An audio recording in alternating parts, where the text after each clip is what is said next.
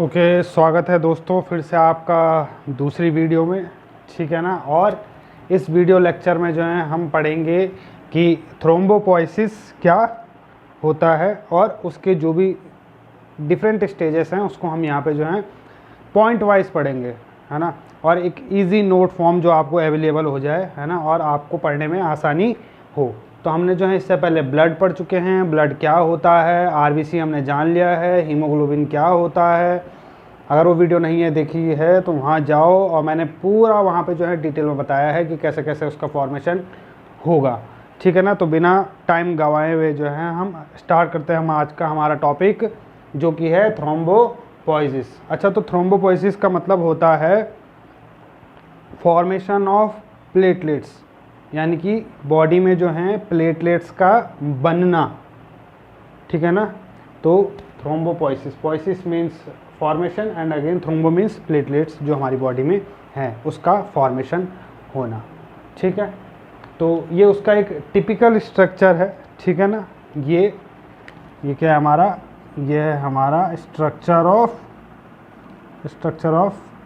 Platelets. ठीक है ना।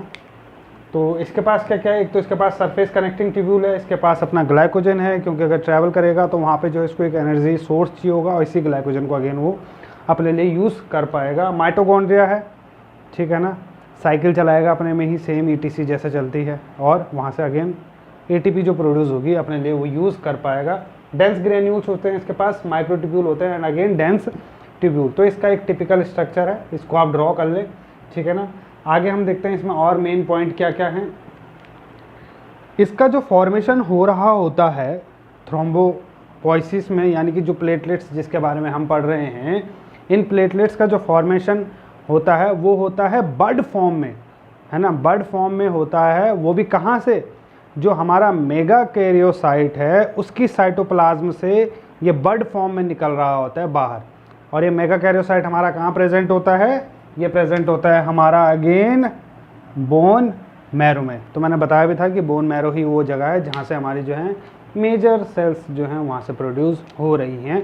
और मैंने इसके लिए अलग से एक चार्ट बना के दिया हुआ है, तो वहाँ पे भी जाके आप जो है देख सकते हैं। ठीक है ना। अब क्या होता है कि हमारी बॉडी में जो है किडनी और जो लीवर हैं वो एक ग्लाइकोप्रोटीन हार्मोन को प्रोड्यूस करती हैं जिसका नाम होता है हमारा थ्रोम्बोपोइटिन।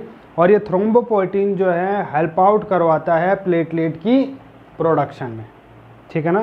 तो ये इंपॉर्टेंट पॉइंट है कौन, कि थ्रोम्बोपोइटिन जो है ना, जो थ्रोम्बोपोइटिन है, थ्रोम्बोपोइटिन क्या करता है, एक ग्लाइकोप्रोटीन हार्मोन है जो कि कहाँ से बनता है, लिवर और किडनी में बनता है और प्रोड्यूस करता है हमारे प्लेटलेट्स को। ठीक है ना। ये जो हार्मोन है ये स्टिमुलेट कराता है अगेन प्रोडक्शन एंड डिफरेंशिएशन, मतलब प्रोड्यूस भी करवा रहा है और आगे उसे डिफरेंशिएट भी कराएगा, और जहाँ अपनी फिक्स पोजीशन में जाके वहाँ पे जो है मैच्योर फॉर्म में जो है ब्लड लाइन में आएगा। ठीक है ना। तो इतना आपको क्लियर है, डायग्राम मैंने बता दिया है। ठीक है ना। तो कुछ साइटोलॉजिकल कैरेक्टरिस्टिक्स होते हैं प्लेटलेट्स के और उसके कुछ प्रोजेनरेटर्स होते हैं ना। तो आइए जानते हैं हम उनको, स्टेप वाइज देखते हैं हम कि वो कौन कौन से हैं। ठीक है ना। तो cytological characteristics mean, cytological characteristics में क्या हो गया कि उसके पास साइटोप्लाज्म कैसा है, न्यूक्लियस कैसा है, न्यूक्लियस कैसा है, मेन यही तो देखेंगे हम उसमें। ठीक है ना। तो ये हो गए इसका साइटोलॉजिकल कैरेक्टरिस्टिक्स। और प्रोजेनरेटर में तो हम देखेंगे कि उसका स्टेप वाइज जो उसका पहला स्टेज कौन सा है, सेकेंड स्टेज कौन सा है। तो पहला जो स्टेप है फॉर्मेशन स्टेप जो है, ठीक है ना, मैं वो रिपीट नहीं कर रहा हूँ कि हीमोपोएटिक स्टेम सेल है ना, ये मैं पहले बता चुका हूँ, तो प्लीज़ वहाँ जाके आप देखें। तो सबसे पहला हमारा जो है मेगा कैरियोब्लास्ट बनता है, और मेगा कैरियोब्लास्ट में अगेन जो न्यूक्लियस और साइटोप्लाज्म का रेशियो होता है वो 9:1 होता है। इसका मतलब कि जो पूरा सेल है उसमें न्यूक्लियस ने जो है सबसे ज़्यादा जगह घेर रखी है और साइटोप्लाज्म में सबसे कम, स्कैंटी है, मतलब कम है। ठीक है ना। तो चलो देखते हैं हम यहाँ पे क्या है। तो मेगा कैरियोब्लास्ट का जो साइज होता है वो 16 से 30 माइक्रोमीटर इन डायमीटर का होता है। इसका जो न्यूक्लियस होता है वो राउंड होता है, डार्क पर्पल होता है, and it is finally reticulated reticulum. ठीक है ना। तो मतलब राउंड है, डार्क पर्पल है, और जो इसका साइटोप्लाज्म होता है again it is scanty greyish blue in colour with occasional vacuole, छोटे छोटे वैक्यूल्स इसके पास प्रेजेंट हो सकते हैं, ओकेजनली हो भी सकते हैं और नहीं भी हो सकते हैं, ठीक है ना, इतना क्लियर है, ठीक है।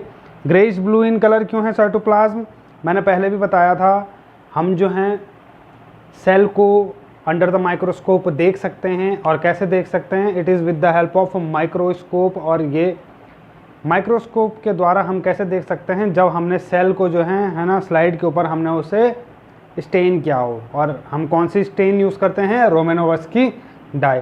तो आगे हम जो है रोमेनोवस्की डाई को भी देखेंगे हम कि कैसे कैसे वो बनती है, उसके अलग अलग कंपोनेंट कौन से हैं, और कौन से टाइप के सेल्स को जो है वो स्टेन कर सकती है, और उसके अंदर किन किन पोर्शन को वो स्टेन कर सकती है, ठीक है ना। फिलहाल आगे कंटिन्यू करते हैं हम। मेगा कैरियोब्लास्ट के बाद जो आता है सेकंड स्टेज है, ये है प्रो मेगा कैरियोसाइट, है ना। तो प्रो मेगा कैरियोसाइट में न्यूक्लियस और साइटोप्लाज्म का रेशियो हो जाता है 9:2, मतलब साइटोप्लाज्म बढ़ गया है, न्यूक्लियस जैसे का तैसा है, ज्यों का तो है, ठीक है ना। तो इसमें साइज जो है 20 से 25 माइक्रोमीटर हो जाता है, तो इसमें 20 से 45 हो जाता है, सॉरी, ठीक है। तो इसमें देखो एक गौर करने वाली चीज़ आप देख रहे हो क्या है कि जो सेल का साइज है वो क्या हो रहा है, बढ़ रहा है। पहले छोटा था, फिर और बड़ा हो गया, आगे जाके और बड़ा हो जाएगा, और आगे जाके और बड़ा हो जाएगा, है ना। बाकी सब बाकी जो इससे पहले हमने जितने भी सेल्स बढ़े वो क्या हो रहे थे, साइज में डिक्रीज हो रहे थे, लेकिन ये एकमात्र अकेली ऐसी प्रोसेस है या प्रोडक्शन ऑफ सेल्स हैं जहाँ पे सेल का साइज बढ़ रहा है, ठीक है ना। तो प्रो मेगा कैरियोसाइट में हमने देख लिया कि साइज जो है 20 से 45 सॉरी, यानी 20 to 45 माइक्रोमीटर तक है। न्यूक्लियस इसका कोर्स है। Cytoplasm again it is slightly polychromatic with occasional fine eosinophilic, sorry ये एक्जिनोफिलिक नहीं होगा, it's not eosinophilic, it's azurophilic, azurophilic, थोड़ा स्पेलिंग गलत हो गई, नहीं सही है, ठीक है ना। देखो साइटोप्लाज्म में है स्लाइटली पॉलीक्रोमेटिक का मतलब क्या होता है, मिक्सचर ऑफ कलर, एक से ज़्यादा कलर है ना, मल्टी कलर है, एक दो, है ना। और फाइन तो एज़ोरोफिलिक ग्रैन्यूल क्या है, मेन तो हमने इसको जानना है यहाँ पे। एज़ोरोफिलिक ग्रैन्यूल्स कुछ नहीं होते हैं, छोटे छोटे ग्रैन्यूल्स होते हैं जो रोमेनोवस्की डाई से जो है स्टेन हो जाते हैं, इस कारण से जो कलर दिखता है, इसलिए हम इसको जो है एज़ोरोफिलिक ग्रैन्यूल्स कह देते हैं। नेक्स्ट हमारी जो स्टेज आती है उसका नाम है मेगा कैरियोसाइट। मेगा कैरियोसाइट में अगेन इसका साइज जो है 30 to 90 माइक्रोमीटर हो जाता है।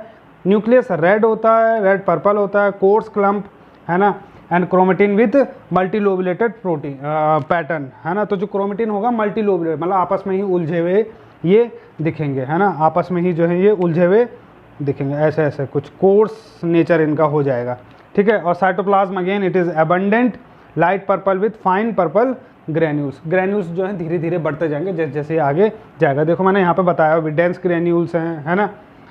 तो ग्रैन्यूल जो हैं आगे जाते जाते और डेंस होते जाएंगे, ठीक है। लास्ट अब मेगा कैरियोसाइट के बाद हमारी जो लास्ट स्टेज है जिसमें कि हमारा सेल प्रॉपरली जो बन चुका है उसको हम कह देते हैं थ्रोम्बोसाइट। तो हम प्लेटलेट को और दूसरे नाम से क्या जान लेते हैं, थ्रोम्बोसाइट से भी हम प्लेटलेट को जानते हैं, ठीक है ना। तो थ्रोम्बोसाइट में जो है अगेन इसका साइज जो है 2 से 4 माइक्रोमीटर हो जाता है ना, सॉरी, है ना, एक सेकंड, 2 से 4 माइक्रोमीटर हो जाता है ना, ठीक है, 2 से 4 माइक्रोमीटर हो जाता है, मतलब नीचे नीचे आते आते जो है जैसे ही वो अपने, है ना, आपको गलत नहीं बतानी है इन्फॉर्मेशन, तो मैंने एक बार करेक्ट देख लिया है कि हाँ 2 से 4 माइक्रोमीटर ही ये है, ठीक है ना। तो जो थ्रोम्बोसाइट है उसका साइज 2 से 4 माइक्रोमीटर हो जाएगा जब ये ब्लड लाइन में आ गया होगा, है ना। मैंने क्या बताया था कि कोई भी चीज़ जब मैच्योर हो जाएगी तो वो ब्लड लाइन में आ रही है, बिना मैच्योरिटी के अगर वो आ रहा है तो इसका मतलब बोन मैरो उसका प्रोडक्शन किसी कारण से या तो गलत कर रहा है या जल्दी जल्दी कर रहा है, या बॉडी की डिमांड को पूरा करने के लिए वो पहले ही जो है अनमैच्योर्ड सेल ब्लड लाइन में भेज रहा है, ठीक है ना। न्यूक्लियस इसमें एब्सेंट होता है, अब न्यूक्लियस एब्सेंट है तो न्यूक्लियाई भी एब्सेंट होगा। और जो साइटोप्लाज्म है again it is pale blue होता है with pink red azurophilic granules. Pink red क्यों है ये, अगेन क्योंकि स्टेन ले लेते हैं ये, वो छोटे छोटे ग्रैन्यूल्स, वो छोटे छोटे ऑब्जेक्ट्स हैं होते हैं जो रोमेनोवस्की डाई से भी जो है स्टेन हो जाते हैं। ठीक है ना, तो इतना क्लियर है। आई होप आपको ये लेक्चर जो है समझ में आया होगा। एंड प्लीज़ वीडियो को जो है लाइक करें, शेयर करें और सब्सक्राइब ज़रूर करें और अपने दोस्तों के साथ भी जो है शेयर करें। Okay guys, thank you and take care.